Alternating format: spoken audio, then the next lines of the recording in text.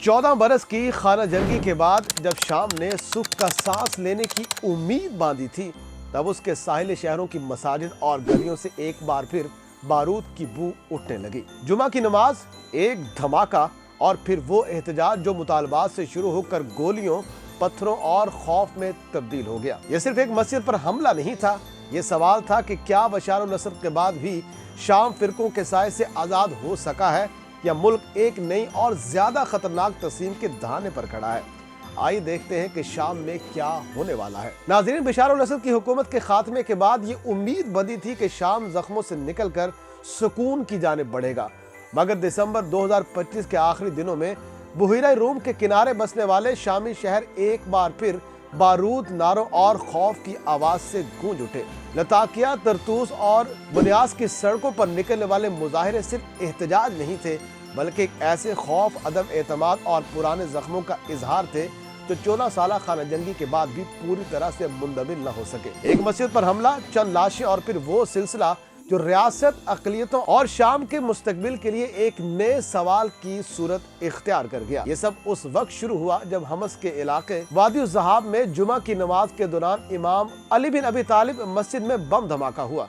इस हमले में कम से कम 8 अफराद जान से गए और दर्जनों जख्मी हुए। ये मस्जिद अलवी फिरके से ताल्लुक रखने वालों की इबादतगाह थी और यही पहलू इस वाक़े को एक आम दहशतगर्दी के हमले से कई ज्यादा खतरनाक बना गया। चंद ही घंटों के बाद एक निस्बतन गैर मारूफ शिद्दत पसंद गिरोह सराया अंसार अस-सना ने टेलीग्राम पर इस हमले की जिम्मेदारी कबूल करते हुए दावा किया कि उनका हदफ अलवी फिरके के अफराद थे। ये वही गिरोह था जिसने इससे कबल दमिश्क में एक चर्च पर खुदकुश हमले की जिम्मेदारी भी कबूल की थी, जिसमें 20 से ज्यादा अफराद भी मारे गए थे। हमस के धमाके की खबर फैलते ही शामी साहिली इलाकों में गुस्सा भड़क उठा। अलवी बरादरी जो बरसों तक इक़्तिदार के ऐवानों में ताकतवर समझी जाती रही और जिससे खुद बशार अल असद का ताल्लुक था, अब खुद को गैर महफूज महसूस कर रही थी। लताकिया में हजारों अफराद सड़कों पर निकल आए, हाथों में प्लेकार्ड्स थे और नारों में तहफ़्फ़ुज़, इंसाफ और सियासी जमानतों का मुतालबा नुमाया था। कुछ मुजाहिरीन ने वफाकी निज़ाम हुकूमत का नारा भी लगाया, ये कहते हुए कि वो अपने मुस्तकबिल का फैसला खुद करना चाहते हैं। इन मुजाहिरों की क़यादत किसी मारूफ सियासी जमात ने नहीं की, बल्कि इनके पीछे एक मजहबी शख्सियत अजाल अजाल की आवाज थी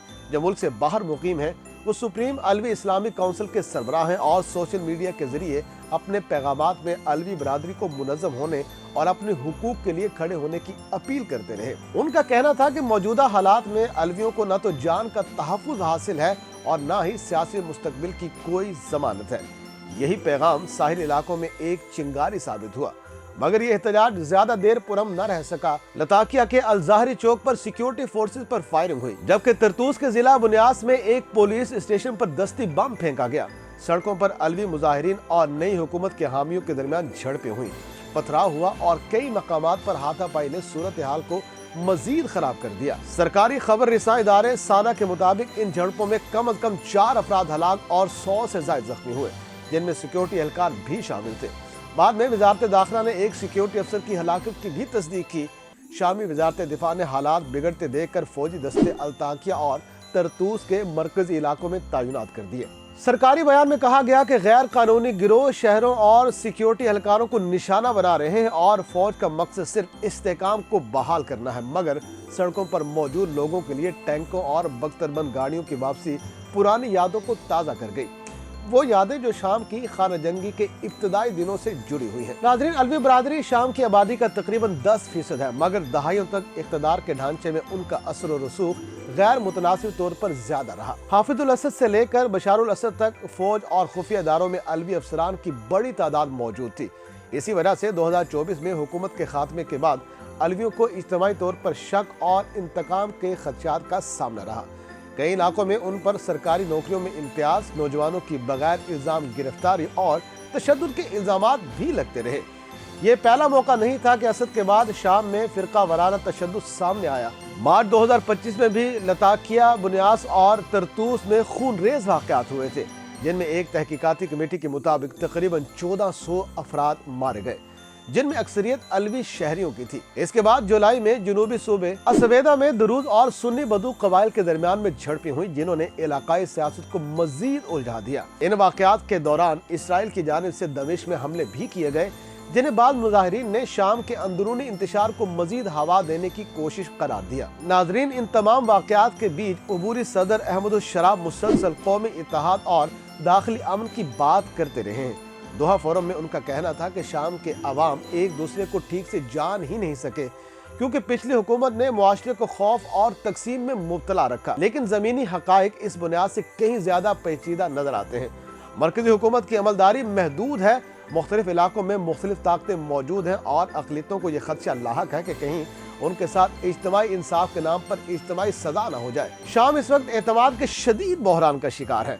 अलवी हो या दरूज या फिर कुर्द आबादी, बहुत से ग्रोह नई हुकूमत को अपनी सलामती के लिए खतरा समझते हैं। कुर्दों के ज़ेर इंतजाम मशरकी शाम के इलाकों को मरकजी धारे में लाने का मार्च 2025 का मुआहदा ताहाल मुकम्मल तौर पर नाफिज अमल नहीं हो सका, जिसकी बुनियादी वजह बाहमी अदम एतमाद है। यही अदम एतमाद साहिली इलाकों के हालिया मुजाहिरों में भी झलकता है। सियासी तज्जियाकार खबरदार कर रहे हैं कि अगर ये सूरत हाल संभाली न गई तो शाम एक बार फिर खतरनाक मोड़ पर पहुंच सकता है।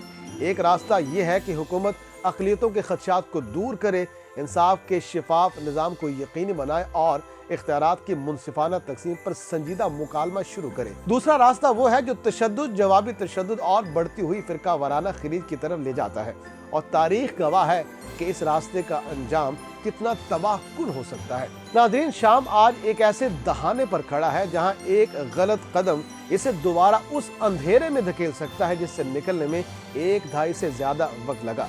लताकिया की सड़कों पर लगने वाले नारे, हमस की मस्जिद में बहने वाला खून और तरतूस के पुलिस स्टेशन पर फेंका गया दस्ती बम, ये सब महज वाकयात नहीं है, आने वाले दिनों की समत का इशारा है। सवाल ये नहीं कि एहतजाज क्यों हुआ, असल सवाल ये है कि क्या शाम इस बार तारीख से सबक सीख पाएगा या एक बार फिर फिरका वारियत की आग में जलता हुआ मुस्तकबिल देखेगा।